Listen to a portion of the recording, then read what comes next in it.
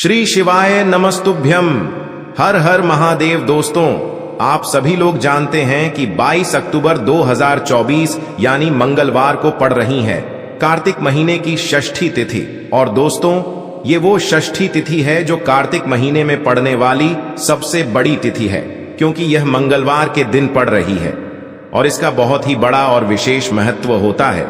पूज्य गुरु जी ने कहा है कि अगर कभी भी मौका लग जाए और कार्तिक महीने की षष्ठी तिथि मंगलवार को पड़ जाए तो आप लोगों को 11 चावल के दाने का उपाय तो अवश्य ही करना चाहिए। इन दोनों का संयोग बहुत कम आता है और इसी के साथ मैं गुरु जी ने अपनी शिव पुराण कथा में बताया है कि इस दिन आपको 11 चावल दाने का उपाय तो आपको अवश्य ही करना चाहिए, क्योंकि ऐसा दिन पूरे साल में सिर्फ एक ही बार आता है।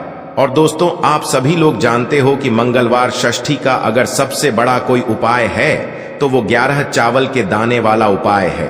तो दोस्तों, इस मंगलवार के दिन आप लोगों को इस 11 चावल के दाने वाले उपाय को जरूर करना है। बहुत सारे लोग होंगे जिन लोगों ने इस उपाय को ना किया हो, मतलब पूरा साल निकल गया, उन्होंने किसी भी दिन इस 11 चावल के दाने वाले उपाय को ना किया हो। पर दोस्तों, आपके पास एक आखिरी मौका बचा हुआ है जो कि 22 अक्टूबर के दिन है। तो इस दिन आप लोगों को इस वाले उपाय को जरूर कर लेना है। भले ही आपने पूरे महीने भर इस उपाय को ना किया हो, पर अगर आपने इस कार्तिक महीने के षष्ठी के दिन अगर इस वाले उपाय को कर लिया तो आपको इस उपाय को करने का वो फल मिलेगा जिसकी आपने कभी कल्पना भी नहीं करी होगी। इसीलिए आप लोग इस वाले उपाय को एक बार जरूर कर लेना है, ताकि आप लोगों के हाथ से यह मौका ना जा सके और आपको इस उपाय को करने का फल मिल सके। दोस्तों, यह उपाय पंडित जी ने अपनी अभी की ही श्री शिव महापुराण की कथा में बताया है, जिस उपाय को आज हम आपको बहुत अच्छे से समझाने वाले हैं। इस वीडियो को देखने के बाद इस उपाय को समझने के लिए आपको कोई और वीडियो को देखने की जरूरत नहीं पड़ेगी। तो चलिए दोस्तों, उपाय को शुरू करते हैं। देखिए, यह इस कार्तिक महीने के षष्ठी तिथि के दिन यह इतना खास होता है, इतना महत्वपूर्ण होता है। देखा गया है कभी कभी बड़े बड़े पूजा पाठ अनुष्ठान से जो मनोकामना पूर्ण नहीं होते, वो कार्तिक महीने के मंगलवार षष्ठी के दिन एक छोटे से उपाय करने से ही आपकी मनोकामना पूर्ण हो जाती है। और बहुत सारे लोगों ने इस उपाय को किया भी है और उनको इस उपाय को करने का फल भी जरूर मिला है। अगर आप लोग भी इस उपाय को करना चाहते हैं तो आप इस उपाय को पहले अच्छे से समझ लेना, सुन लेना, उसके बाद करना। आपको इस उपाय का फल जरूर मिलेगा। और इस उपाय को कर लेने से आपके घर में चाहे किसी भी प्रकार की दुख और समस्या क्यों ना चल रही हो, आपको उसका कारण भी नहीं पता है कि भाई यह समस्या किस कारण से चल रही है, उसका कुछ भी कारण हो सकता है, जैसे पितृदोष हो सकता है या किसी भी तरह का मंगल दोष भी हो सकता है। तो इस दिन आप लोगों को ये वाला उपाय कर लेना है। ये एक ऐसा उपाय है जिस उपाय को अगर किसी विशेष दिन पर किया जाए तो भाई उस विशेष दिन का जो है वह तो हमें मिलता ही मिलता है, पर हमने उस दिन पर इस उपाय को किया है तो हमें उससे भी बड़ा फल मिलता है, और फल बहुत जल्दी मिलता है, क्योंकि आप इस उपाय को बहुत ही बड़े और विशेष दिन पर कर रहे हो। तो चलिए अब उपाय के बारे में बात करते हैं, लेकिन उससे पहले आप लोगों को यह जानना आवश्यक है कि आखिर यह उपाय किस समय करना है, किसको करना है और कैसे करना है। तो चलिए हम आगे आपको वीडियो में एक एक करके बता देते हैं। लेकिन उससे पहले अगर आप लोग हमारे चैनल पर पहली बार आए हैं या फिर मेरी आवाज आज पहली बार सुन रहे हैं तो हमारे चैनल को सब्सक्राइब जरूर कर लेना और इस वीडियो को लाइक करके कमेंट बॉक्स में श्री शिवाय नमस्तुभ्यम ओम नमः शिवाय जरूर टाइप कर देना।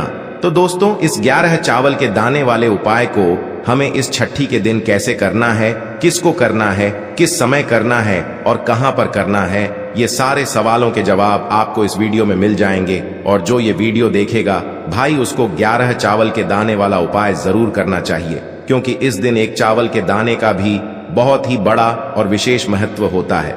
और जब बात आ जाए 11 चावल के दाने की, तो ये सोने पे सुहागा वाली बात हो जाती है और ये एक बहुत ही बड़ा उपाय हो जाता है इस मंगलवार षष्ठी का। तो अब दोस्तों, इस 11 चावल के दाने वाले उपाय को आखिर करना किसको है, सबसे पहले हम लोग वो बात जान लेते हैं। तो देखो, घर की जो बड़ी माताएं बहनें होती हैं, उन माताओं बहनों में से कोई भी एक बड़ी माता बहन इस वाले उपाय को कर सकती है। और दोस्तों, अगर आप चाहें तो अपने घर में से सभी सदस्यों को भी इस उपाय को करवा सकते हैं। अगर किसी व्यक्ति की खुद की कोई मनोकामना है, खुद की कोई दुख और परेशानी है जो कि वह अपने लिए ही करना चाहता है इस वाले उपाय को, तो वह खुद अपने लिए भी कर सकता है। बाकी अगर कोई घर में से ऐसा है जो कि अपने पूरे घर परिवार की सुख और शांति के लिए ये वाला उपाय करना चाहता है तो भाई वह भी कर सकता है, उसमें भी कोई दिक्कत वाली बात नहीं है। कहने का मतलब ये है कि इस उपाय को हर एक सदस्य भी कर सकता है और पूरे घर परिवार के सदस्य के लिए घर की बड़ी माताओं बहनों में से कोई एक माता बहन भी कर सकती है।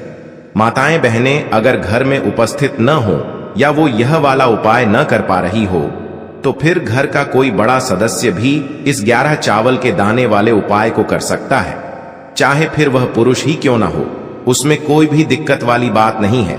अब दोस्तों, इस 11 चावल के दाने वाले उपाय को हमें करना कहां पर है? हमें इसे शिव जी के मंदिर में जाकर करना है।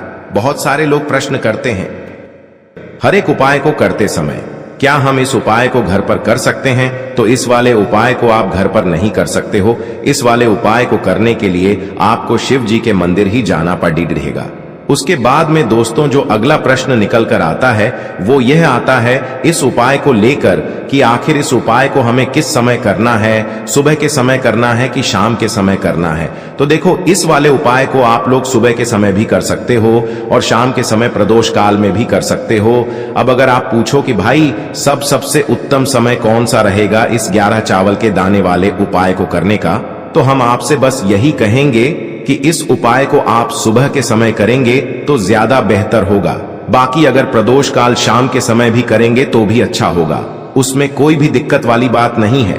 तो अब दोस्तों जो अगली सबसे बड़ी और महत्वपूर्ण बात आती है वो यह आती है कि सुबह अगर हम उपाय को करेंगे तो हमें कितने बजे से लेकर कितने बजे तक के बीच में करना है, और शाम के समय प्रदोष काल में करेंगे तो हमें कितने बजे से लेकर कितने बजे के बीच में करना है। तो देखो, सुबह जितनी जल्दी हो सके आप उपाय को करने की कोशिश करना।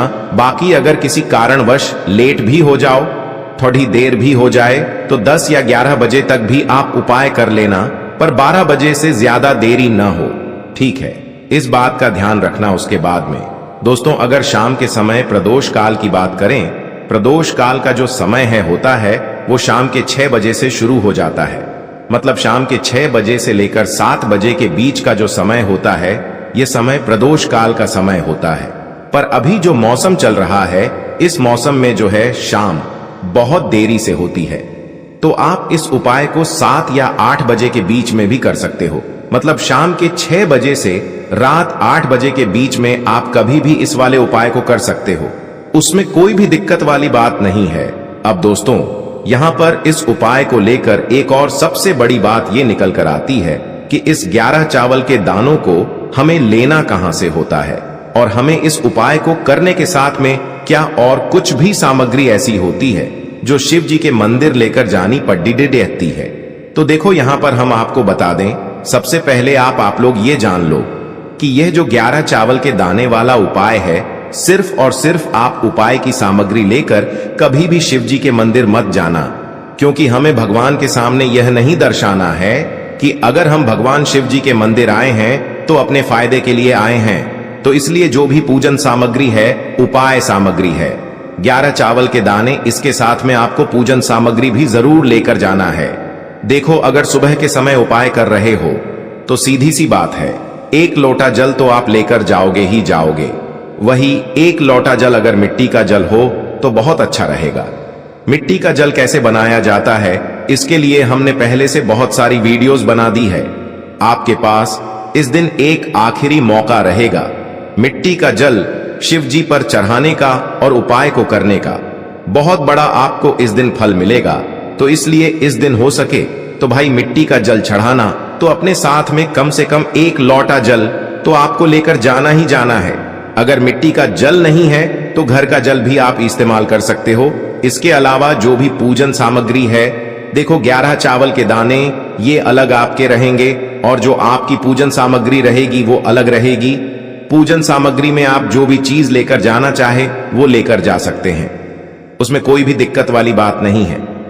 वहीं अगर हम बात करें शाम के समय की, तो शाम के समय शिव जी पर जल नहीं चढ़ता है, इसीलिए शाम के समय आप लोग एक दीपक तैयार कर लें जो कि गोलबत्ती का आटे का शुद्ध देसी गाय का घी का होगा, है ना? इस बात का आप लोगों को ध्यान रखना है और इस दीपक को आपको घर से जलाकर नहीं लेकर जाना है, भगवान शिव जी के मंदिर में जाकर ही जलाना है। इस बात का भी आप लोगों को ध्यान रखना है। अब दोस्तों, यहां पर हमें इस बात को समझना है कि यह 11 चावल के दाने हमें लेना कहां से है। क्या हमें दुकान से लेकर आना है, या हमें अपने घर से लेना है, या कहां से लेकर आना है, और कौन से चावल लेना है, क्योंकि चावल भी बहुत प्रकार के होते हैं। तो देखो, इन सभी सवालों के जवाब आप लोग एक बात में सुन लो कि भाई ये जो उपाय है, इस उपाय में आपको ये नहीं देखना है कि भाई कौन से चावल है, कौन से चावल नहीं है। बस जो भी चावल ले रहे हो वो चावल का दाना सबूत होना चाहिए, मतलब साबुत होना चाहिए, टूटा हुआ नहीं होना चाहिए, कटा पिटा नहीं होना चाहिए। ये बात आपको ध्यान रखना है। बाकी आपका चावल बासमती हो या सादा चावल हो या कोई सा भी चावल हो, उसमें कोई भी दिक्कत वाली बात नहीं है। तो सीधी सी बात है कि आपके घर के रसोई घर में जहां पर आप भोजन बनाते हो, वहां पर जो भी चावल आपके उपस्थित हो, उन चावलों में से अपनी एक कटोरी भर लेना या एक मुट्ठी चावल अलग से निकाल कर रख लेना, क्योंकि हम 11 चावल ही यहाँ पर इस उपाय में लेने वाले हैं। तो हमें यह चावल के दाने गिनकर निकालने पर डढ़ेंगे। इस बात का आप लोगों को ध्यान रखना है। तो अपने उस चावल की कटोरी में से या चावल में से 11 ऐसे चावल के दाने आप लोग निकाल लो जो कि टूटे हुए ना हो, कटे पिटे ना हो, जिनमें कोई दाग ना लगा हुआ हो, है ना?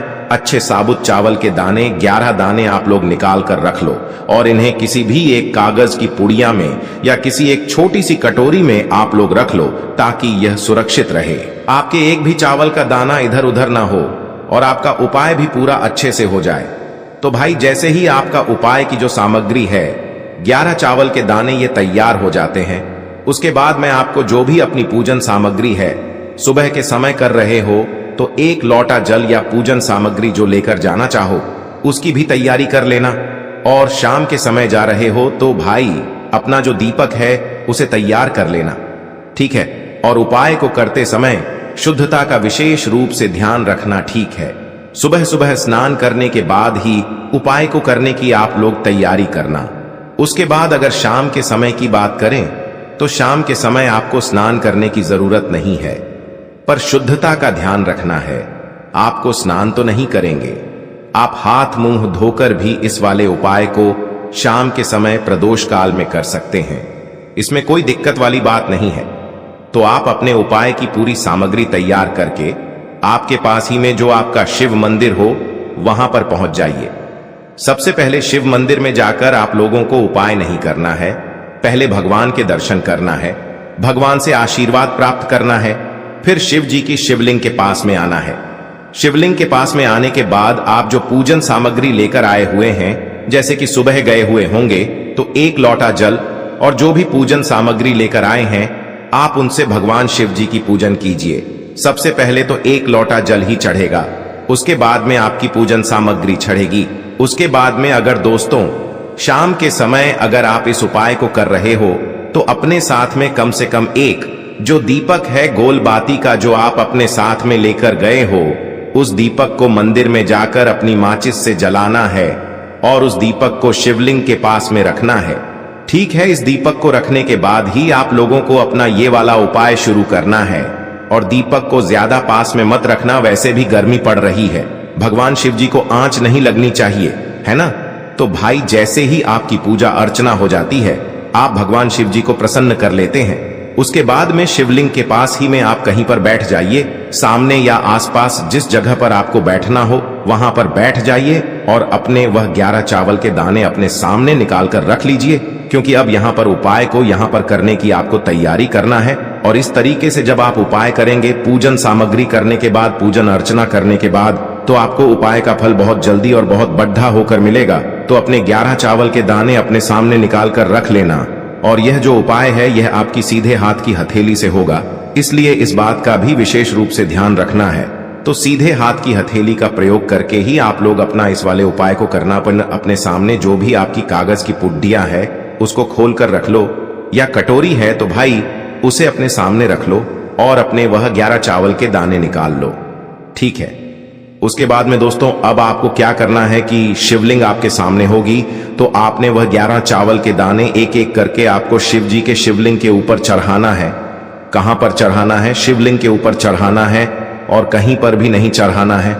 आपको अपने हथेली से तो शिवलिंग के ऊपर चढ़ना है, भले ही फिर वो अपने आप जलाधारी पर गिर जाए या मतलब वहीं पर गिर जाए, उसमें कोई दिक्कत वाली बात नहीं है, पर आप चढ़ाओ शिवलिंग के ऊपर ही। तो आपको क्या करना है? अपना पहला चावल का दाना उठाना है, श्री शिवाय नमस्तुभ्यम बोलना है और शिवलिंग पर चढ़ा देना है। इसी तरीके से दूसरा चावल का दाना उठा है, शिवलिंग पर चढ़ाना है और मंत्र बोल देना है। और फिर तीसरा चावल का दाना उठाना है, श्री शिवाय नमस्तुभ्यम बोलना है और चढ़ा देना है। इसी प्रकार से आपको पूरे 11 चावल के दाने एक एक करके शिव जी के शिवलिंग के ऊपर चढ़ाना है और भगवान से प्रार्थना करते जाना है। मतलब प्रार्थना तो आपको आखिरी में करना है, पर हर एक चावल के दाने को चढ़ाते समय श्री शिवाय नमस्तुभ्यम जरूर बोलना है। उसके बाद ही में यह चावल का दाना शिवलिंग के ऊपर आपको चढ़ाना है। जैसे ही आपके 11 चावल के दाने शिवलिंग के ऊपर चारहच जाते हैं, तो भाई उसके बाद में आपको क्या करना है? भगवान से अपनी मनोकामना बोलना है। मनोकामना भी कब बोलना है? जब आपका 11 चावल का दाना आपके सीधे हाथ की हथेली में हो और आप उसे चढ़ाने के लिए जा रहे हो। श्री शिवाय नमस्तुभ्यम बोलकर उस आखिरी चावल के दाने को शिवलिंग के ऊपर चढ़ा देना और भगवान से फिर अपनी वह मनोकामना बोल देना, जिस मनोकामना के लिए आप लोग अपना यह वाला उपाय कर रहे हो, जिस भी दुख और परेशानी के लिए आप लोग अपना यह वाला उपाय कर रहे हो। उसके बाद में जैसे ही आप अपनी मनोकामना बोल देते हो, आपका यह वाला उपाय पूरा हो जाता है। पर दोस्तों, उपाय को करने के बाद आप लोगों को 2 मिनट भगवान शिव जी के मंत्र का जाप जरूर करना है और मंत्र का जाप करने के बाद भगवान से एक और बार प्रार्थना करना है अपनी मनोकामना के लिए या अपनी जो भी दुख और परेशानी है उसके लिए। इसके बाद में आप लोग भगवान को देखकर, भगवान से प्रार्थना करके, उनसे आशीर्वाद लेकर वहां से उठ सकते हैं और अपने घर पर जा सकते हैं। बस दोस्तों, यहां पर यह वाला उपाय पूरा हो जाता है। इस तरीके से जो भी व्यक्ति छोटी छोटी चीजों का ध्यान रखते हुए इस 11 चावल के दाने वाले उपाय को करेगा, निश्चित सी बात है उसे उसकी मनोकामना जल्द ही पूर्ण होगी और जो भी दुख और परेशानी है वो भी बहुत ही जल्दी दूर होंगे। और दोस्तों, अगर आपको हमारी ये वीडियो पसंद आई हो तो हमारे इस वीडियो को लाइक और चैनल को सब्सक्राइब जरूर करें। हर हर महादेव, ओम नमः शिवाय।